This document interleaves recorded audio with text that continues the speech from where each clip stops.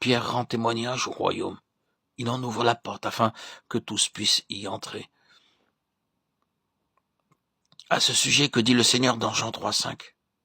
En vérité, je te le dis, si un homme ne naît d'eau et d'esprit, il ne peut entrer dans le royaume de Dieu.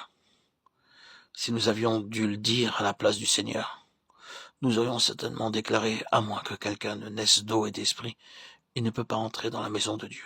Mais non, il est dit le royaume de Dieu. Tous ceux qui veulent entrer dans le royaume doivent naître de nouveau, car ce sont ceux-là seulement qui peuvent y entrer. Les clés que Pierre a utilisées le jour de la Pentecôte sont la repentance et le baptême.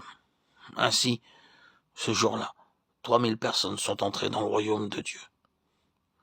Cela a marqué le commencement du royaume de Dieu. Nombreux sont ceux qui disent que l'Église a commencé avec la Pentecôte.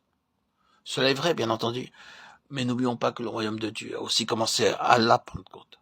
Tout ce que Pierre a dit plus tard dans ses épîtres à l'égard du salut, des récompenses et ainsi de suite, concerne le royaume à venir et est la conséquence logique de l'entrée dans le royaume de Dieu à la Pentecôte.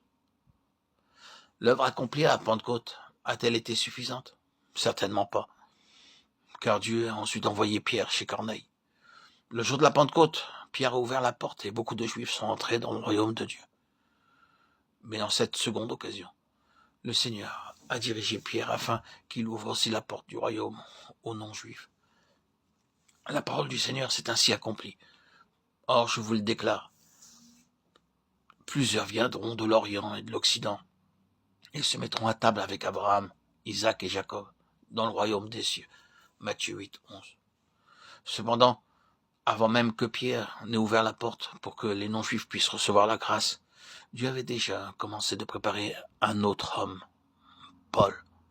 L'œuvre de Pierre, si nous le considérons du point de vue de la dispensation, s'est terminée avec la maison de Corneille. Bien que Pierre ait continué de rendre témoignage, son œuvre dans cette période de temps particulière était déjà achevée. Dieu avait merveilleusement tout préparé.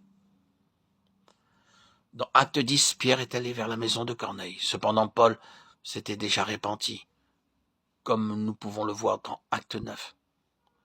Nous savons que Paul est celui qui avait premièrement persécuté le Seigneur avec beaucoup de zèle. Sur le chemin de Damas, il fut éclairé par le Seigneur et sauvé par sa grâce.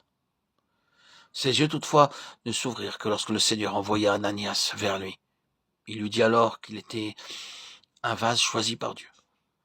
Par la parole d'Ananias, Dieu a révélé sa pensée.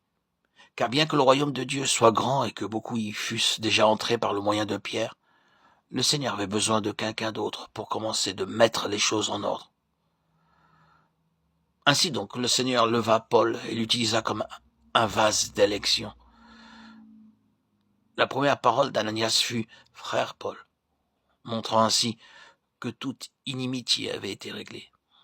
C'est ensuite seulement que Paul put témoigner pour le Seigneur et entrer dans un service effectif.